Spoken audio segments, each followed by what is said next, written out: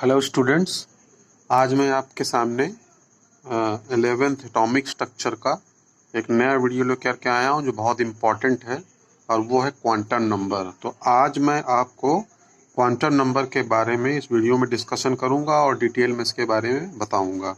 तो आइए पहले समझते हैं कि क्वांटम नंबर क्या होता है।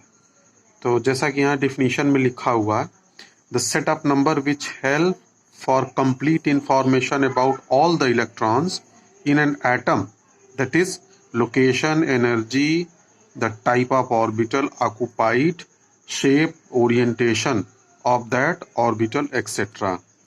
एक ऐसा set of number which give the complete information about all the electron is known as quantum number. Mean a set of numbers which explain all information about all the electrons in an atom is known as quantum number. What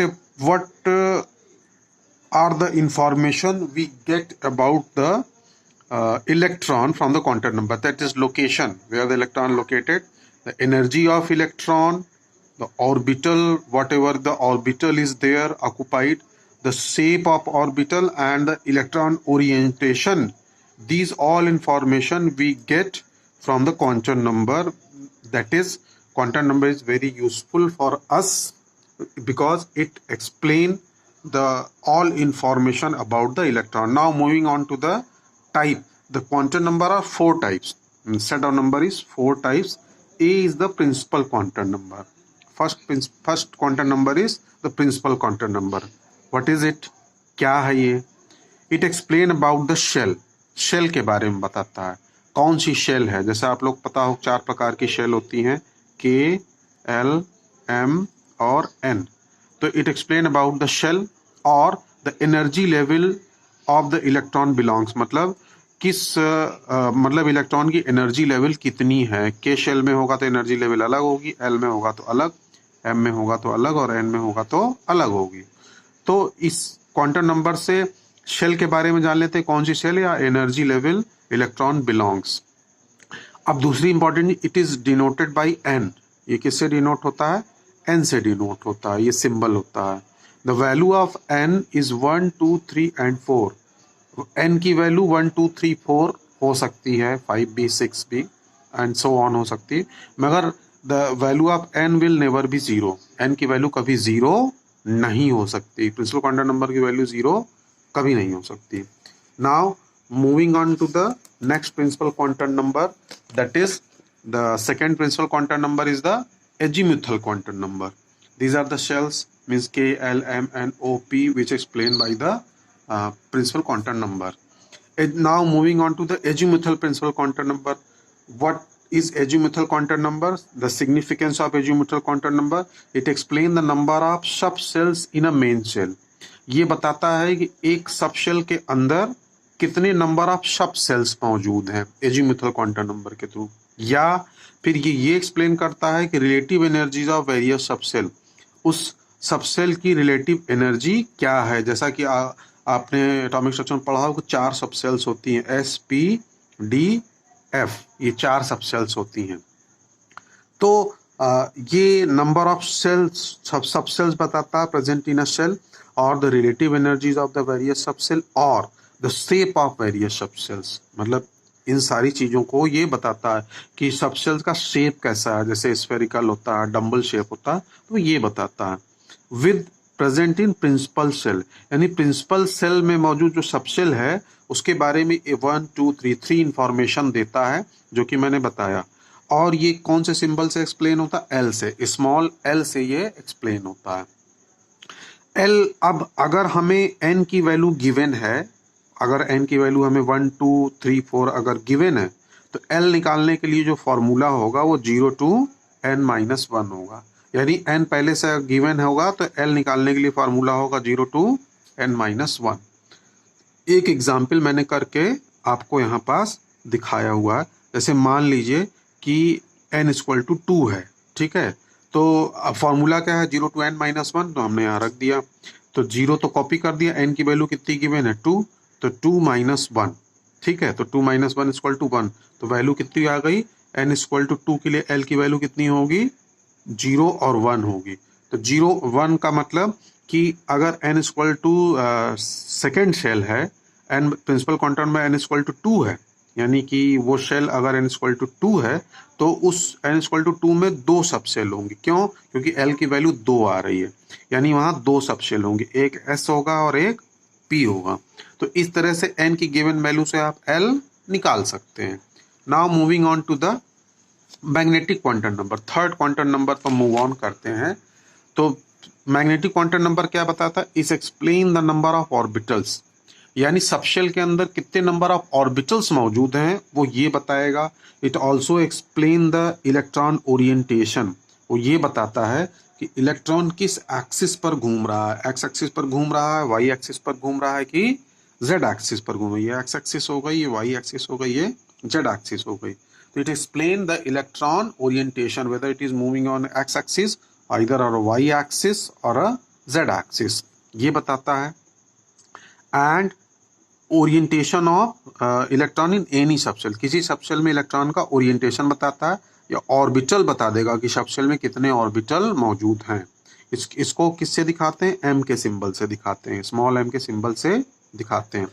for every value of l, अगर कोई भी l की value आए तो m की value, magnetic quantum number की value कैसे निकालते हैं? उसका फॉर्मूला होता है -L2 + L।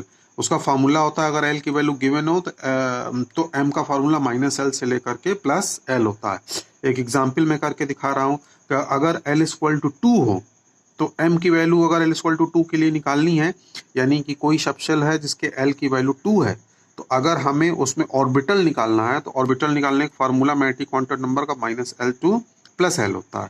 तो देखिए 2 को रखिए फार्मूले में, तो पहले आएगा -2, फिर आएगा -1, फिर 0, फिर +1 और +2। क्यों? क्योंकि फार्मूला -L से +L तक जाने के लिए कह रहा है। तो इसका मतलब ये L = 2 के लिए कितनी वैल्यूज आ गई? 1 2 3 4 5, यानी कि n = 2 के लिए, ठीक है, L = 2 के लिए m की टोटल वैल्यू कितनी होगी? 5, यानी कि मैग्नेटिक क्वांटम नंबर क्या बताता? ऑर्बिटल। तो L = 2 के लिए 5 ऑर्बिटल्स होंगे। अगर L = 2 दिया है तो m की वैल्यू जो है -2 -1 0 +1 +2 आएगी, यानी कि L = 2 के लिए m की टोटल वैल्यू कितनी होगी? 5। मैंने गिन के दिखाया। तो 5 वैल्यूज है, मीन्स कि वो 5 ऑर्बिटल्स होंगे। क्यों? क्योंकि मैग्नेटिक क्वांटम नंबर ऑर्बिटल्स बताता है। अब हम मूव करते हैं लास्ट क्वांटम नंबर की तरफ, जो कि है आपका स्पिन क्वांटम नंबर। यही 4 प्रकार के क्वांटम नंबर्स होते हैं, तो ये हम लोग डिस्कस करते हैं। Spin quantum number, it explain the electron spin, ये सिर्फ इलेक्ट्रॉन के स्पिन के बारे में बताता है कि इलेक्ट्रॉन की स्पिनिंग कैसी है। तो इलेक्ट्रॉन की किसी भी ऑर्बिटल में स्पिनिंग आप लोगों ने पढ़ा होगा कि या तो क्लॉकवाइज होती है या फिर एंटी क्लॉकवाइज होती है।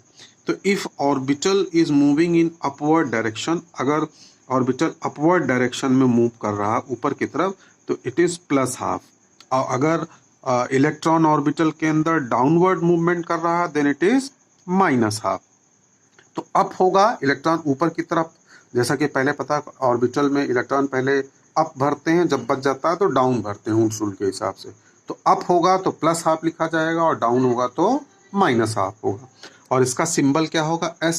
बहुत सारी बुक्स में इसको MS भी लिखते हैं, मतलब spinning of electron because of orientation, that is magnetic quantum number. तो इस तरीके से चारों क्वांटम नंबर के बारे में मैंने डिस्कस कर दिया। आइए एक 2 प्रॉब्लम मैं करके दिखा देता हूँ। जैसे मान लीजिए कि n = 3 है, तो हमें L और m की वैल्यू फाइंड आउट करनी है, ठीक है। तो n की वैल्यू गिवन है आपके पास, क्या निकालना है? L और m।